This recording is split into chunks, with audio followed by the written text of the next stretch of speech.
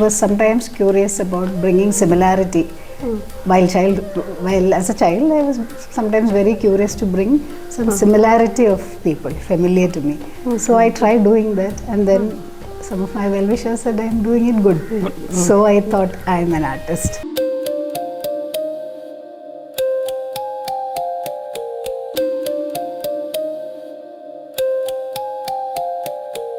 Today we have an amazing painter with us, Sreekala Naren.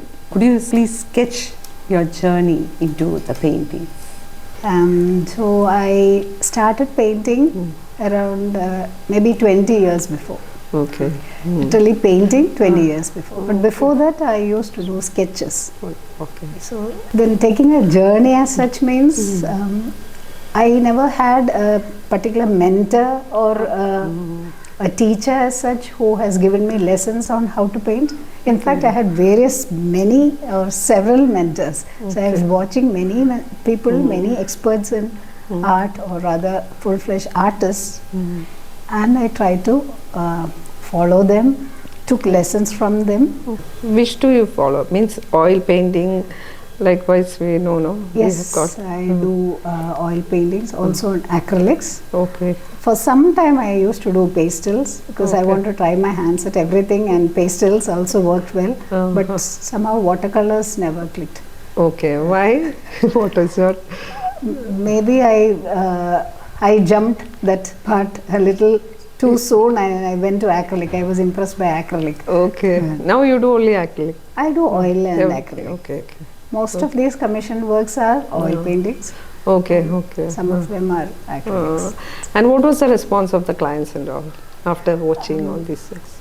I get feedbacks, Okay. positive feedbacks sometimes, and if there's a scope for correction, I think I have heard some people saying that the expressions you give to pics are really wonderful, but that two pictures also, Thripura Sundari and Kali, it's really wonderful. I've seen it, and I must say, I don't know what to say about the facial expression. It was very new to me. That pic was very new to me.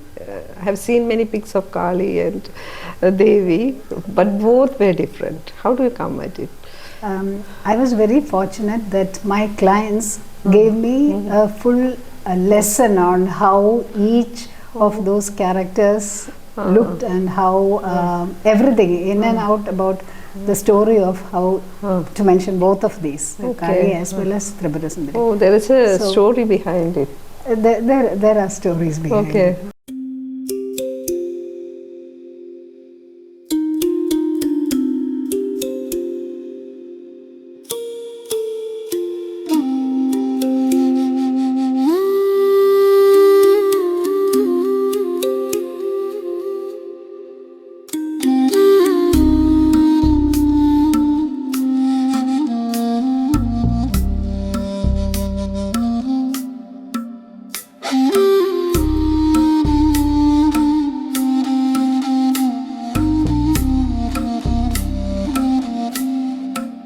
Paintings are part of the Dashamahavidyas. Yes, okay.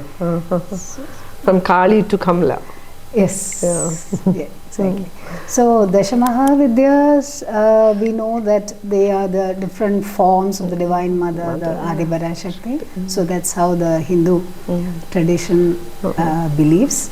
And besides that, these 10 forms actually comprise of the whole spectrum of cosmic energy, like being from, say, knowledge or abundance or wealth, then benevolence, or even ego surrender. That's what you find in Kali.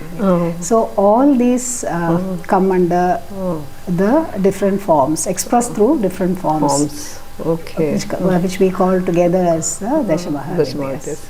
Do you know how to specifically each what stands for? This explanation is based on the tantric tradition. Okay. Hinduism considers traditions, or rather let me say we call a sectarian tradition. Okay. I'm not talking about the tradition as such, because we have various different kinds of traditions again. So just specifically we will come to the sectarian tradition that you might have heard of. Like we speak about Shaivism, Vaishnavism, Shaktivism, and the other one is the fourth that one is called the Smartism, where according to Smartism, they go by the Vedic scriptures, like the Smriti text, as well. They worship like Ganesha, Surya, or the rest of the gods, deities as well. So, so these are traditions. Again, coming to tantric traditions. Tantric, in the sense, again, Hinduism has two approaches to beliefs or worship system. Worship system, we should. So these two approaches, one being the true Vedic. So that is again in Sanskrit we call the Nigama. Pardon? Nigama. So according to Agama, Nigama. Yes. That's it.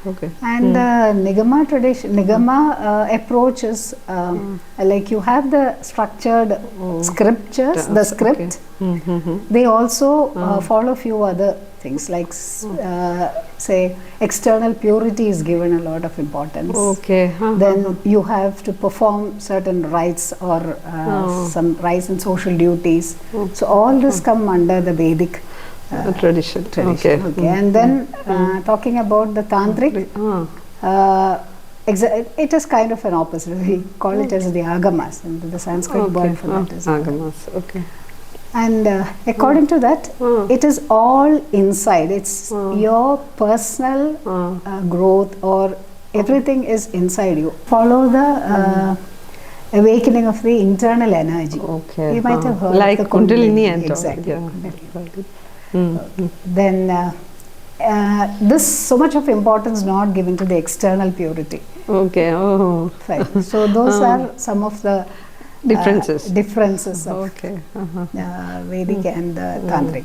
Again, they use some geometrical diagrams, like the yantra. Then again, we have a lot of mantras also used for the Tantric approach, through the Tantric approach.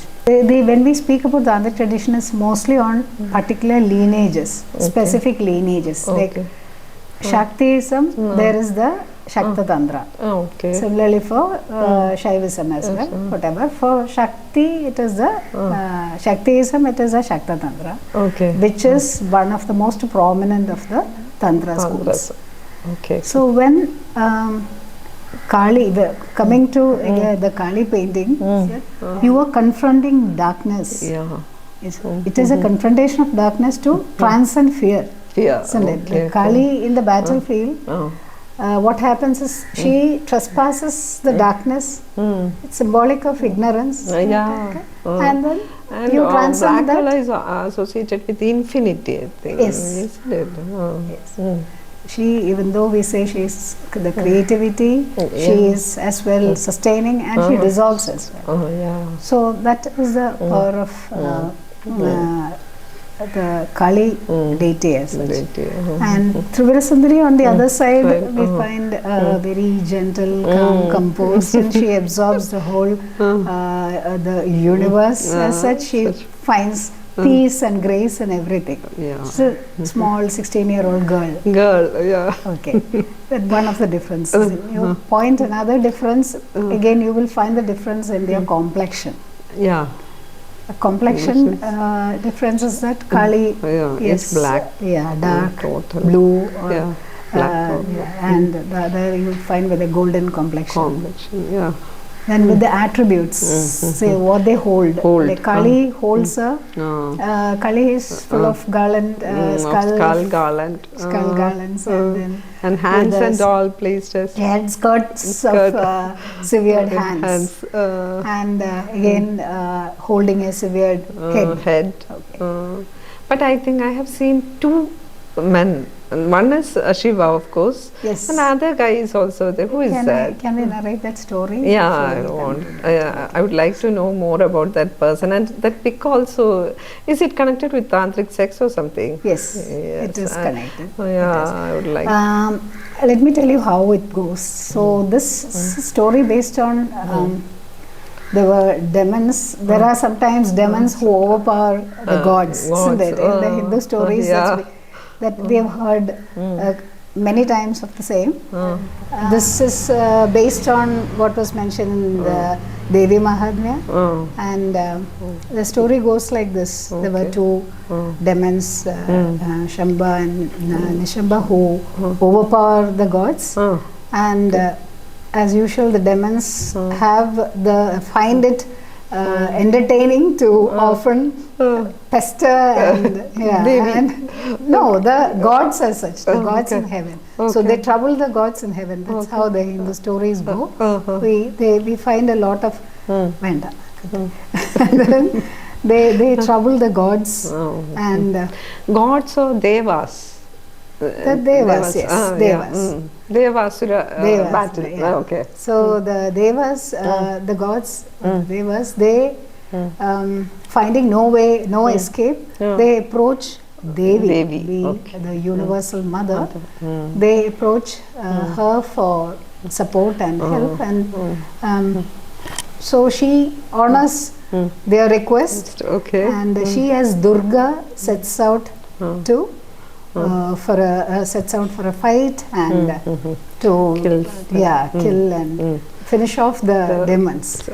But as the battle goes on, Durga and her army was able to capture almost everyone and kill off almost all the demons except one. So that was Rakta Bija. So this demon had a terrifying boon that every drop of his blood that falls on earth will regenerate into another one of the same kind, or rather create a clone of himself. So Durga found it very difficult to confront this, and then she, at her utter fury, she channelizes all her energy to form what we call Kali. So that is how Kali emerges. And then Kali then lashes out her tongue and catches every drop of blood that falls from like the Bija's slaughtered head. It's giving no scope for a reforming or revival. And then that's how like the Bija is dissolved, or he's totally destroyed. But this never stopped. Something else happened along with that. See, by then Kali, having consumed so much of demonic and toxic blood of the demon, she became totally intoxicated and rather became a bloodlust. Started a dance of fury, which actually became again dangerous to the heavens. World. Cosmos as such. And then again the gods take shelter, asking Shiva to protect because he is only one who can stop her. And his father figure, I think. And then he lays flat on floor so that so she stamps on him, and the moment so she, as soon as she stamps on him, in a minute, and everything fury all went off. The fury goes off, and in a snap, in a snap, she recovers from her trance. So that's one way of it. Now, this particular image, the painting that I drew, there you will find there are two images, two subjects. So the other subjects, we know that Kali's consort can only be Bhairava because of the same energy, same. Only Bhairava can confront or come along, be a consort to Kali. So it is Bhairava who is lying down. there, Oh. lying down. To describe the painting, at the bottom you will find the four figures, that is Brahma, Shiva, Vishnu and Ishvara. And Ishvara is a tattva that you believe. Okay. Whatever form of God or deity that you want. And then on top of that is Sadashiva, and then on top is Bhairava, then you have the Kali. Okay. So the other guy want all these things. The client wants all these things. Yes, he was very particular that he wanted everything. Okay. And the image also conveys sexual posture. Yes, the Viparita sex. So the thing is, Kali is a dynamic, creative force. Okay. And it is then that Kali is, that particular image is overpowered by the serene, subtle Shiva lying down as a corpse. So the power and the energy is that of Kali then. So that is why you find her on top.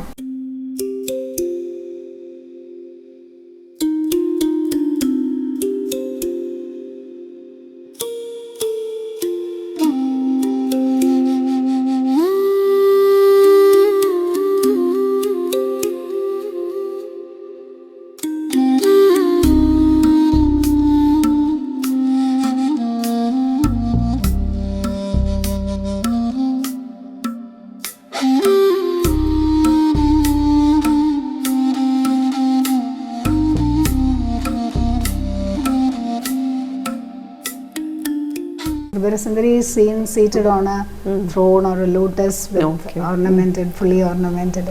So, but the hairdo and all, he said like that only. He don't said want he the wanted some convention. strands of hair, curly hair, and that is an image he had seen somewhere. But it's not thick also. That's no, why. it is not thick. Yeah, that's why.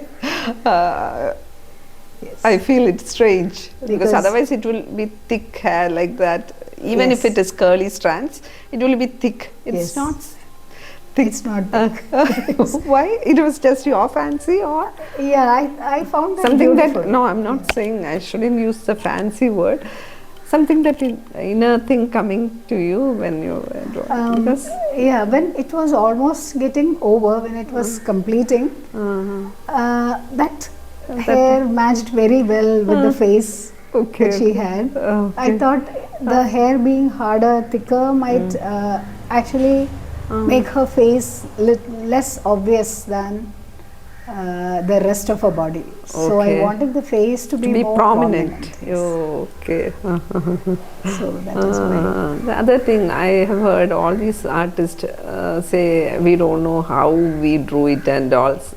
Something somewhere inside, maybe God's grace or something like that. Every artist I've seen don't know how we come as any such experiences, spiritual experiences, like something is there. Yes, even I had similar, or I rather. After completing Thripura Sundari painting, that there was a long gap.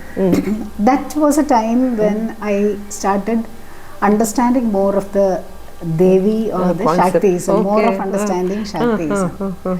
So going by with many of those forms, at one point of time I reached Kali, because I don't know the order. I'm not talking about which one came first, nothing like that. Nothing like that, during the course, somewhere I reached Kali, and you will not believe me, in a matter of 2 weeks, somebody comes and visits me. He comes from another state, so another district. So he comes to visit me and asking me, will you do me a painting of Kali? That is it. So that's what I wanted. That was a real... that means Kali came to you first. Exactly. Because while reading the scriptures, while trying to understand more of Shaktism, I think I was also by then chanting Lalita Sahasranam. Saundari Lahari. Saundari Lahari. Can you say something about that Saundari Lahari? Do you know? Yes, in fact, to talk about when we say tantric, Adi Shankara falls into a cluster of both, isn't it? Because he was against all this Advaita and all. He was, in fact, he was He was known as an orthodox, intellectual, Vedic philosopher as such. But at the same time, we also find him writing about Kali. About Thripura Sundari. He's famous. He's known for the Saundarya Lahari. So going by with the Saundarya Lahari for a few days and then understanding more of Kali, and I put a pause to that, and then I thought I will understand more about Kali. So it's exactly 2 weeks later I get this call, and I want this man coming over and meeting me and asking me if I can do Kali. So the point was, at that point of time, actually I was running short of time to take up a new assignment, because I was going with a few other assignments at the same time, and besides there was a lot of travel also happening in between. I didn't want to say a no, nor could I say a stern yes.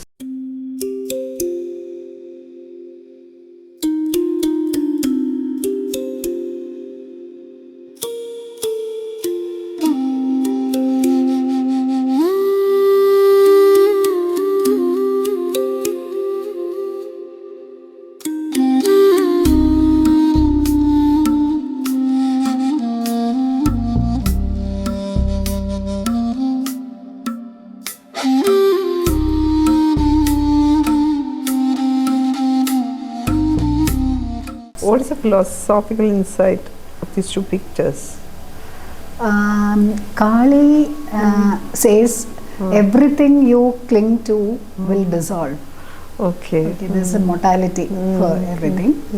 So go beyond it. Okay. And for Thripura Sundari, everything is divine. Okay. Everything, the whole universe, everything that you imbibe is divine. So see the beauty in each of it. Okay. So that is one philosophical insight. Difference also, isn't it? It is different. Both two different ways of seeing things. Same thing, different views. Different views. Yes. Okay. Can you elaborate that? Why Kali is saying like that?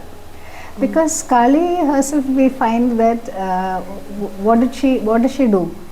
She destroyed the ego, which we symbolically we call Raktabija. Means, see, there is another symbolic representation of the same. Okay, let me say that also. See, what does Raktabija mean? Raktabija, equate it with your desires. Okay. See, every time you crack one, another desire comes up. So it is a never-ending process. Rajashri Nandi, he says, see, consider this as a different phases of moon. Okay. And the Kali, the Amavasi, and Thripura Sundari, the Purnima. Okay. So can you avoid one?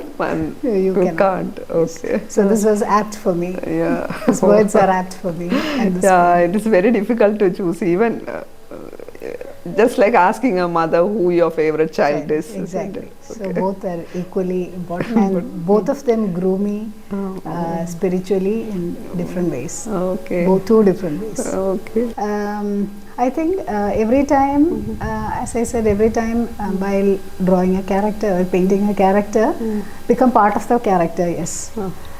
So that is how the process of the life of an artist goes. So somehow the person, the artist becomes Kali, one part of the subject. Okay.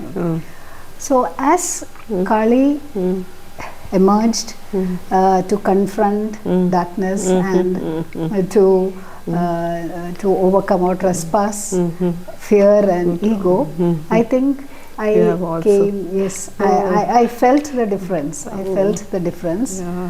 Spiritual upliftment and ego and all, everything. Yes, I find most of my ego, such negative falsities dissolved after this. That's really good. Yes, I'm very happy that realized that.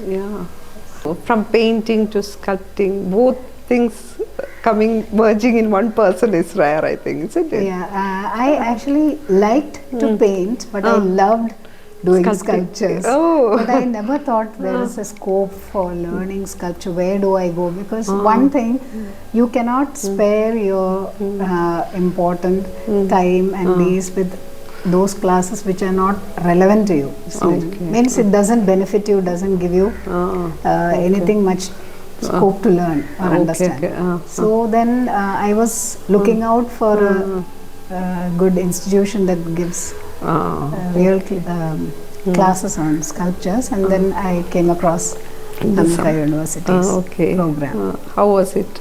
It was very good. I could learn a lot of things, understand a lot of things about Indian iconography as such. And I was really surprised to understand that each of those temple sculptures had meanings, not by just the deity alone, but their postures, their emotions, their attributes, their concerns, everything is another story. Everything is another story. So that was a beautiful understanding. You mean you are doing wooden, isn't it? Not stone. Right now I'm doing wood. Yes, and on the way to stone. Okay. Yes, very soon. Soon. Very good. You are rank holder. Yes. Now only finished, isn't it? Yes. Recently. Okay. These paintings were to me a visual meditation. Yeah, exactly. And they became a catharsis for many of my emotions. Okay. So I enjoyed doing that. I sit for a preparation mentally. I'm prepared. I feel like I should be a little closer to that image, that particular character. So once I've done a Madonna and Child painting, done Jesus painting. So together, every time it was the same. Every time it is the same. Jesus Christ also you have done. Okay. I spent a few days totally trying to be in that in their aura. In their aura, exactly. In their aura. Okay. That means their help will be there for you to completion. Something is there. Right? It helps me to be close to that as well, to be more open with the painting. Okay. So at one point of time, I used to get like 9 to 10 waterfall paintings. Okay. So maybe one of my clients wanted a waterfall in his office room. Okay. So I did a waterfall for him. That was quite a big one, like 6 feet, 6 by 4 feet painting. And he was very happy. And in a few days, we find him moving into another office. There so, also you want another one? No, but I think by word of mouth, because waterfall on means feng shui supports waterfall, saying that it brings luck and prosperity. So feng shui speaks about waterfall paintings or waterfall for abundance. Abundance, okay. So hearing that, I had many clients, maybe people who know him came to me. So as I said, 1 year I had to do around 10 waterfall paintings. Okay. So you have mastered that now. Landscapes, similarly landscapes, family portraits as well. Family portraits in the sense family with their ancestral homes. Which is easy for you? Because about tantric thing, you have said this, whether the tantric this thing or landscape and all will be a child's play for you, I think. Now, isn't it? Nothing. Every painting has its own weightage and different. Especially different clients come with asking different demands. Okay. Exactly. And they are looking forward to trying to meet their expectations. So everything is equally. So what's your new plan for after this sculpture, jumping from wooden to stone? After that, what do you plan to? Is there any dream thing you want to achieve? Something like that? Yes, I have a dream. I want to do installations at. I want to do installations, very meaningful installations. Can you elaborate? Some psychologically meaningful. My God. I'll probably call you when I am close to it. Okay. Let you be able to do it very soon. Thank you. And let me be able to come and see it and again do the interview also. It was fun, really. Thank you very much. Thank you.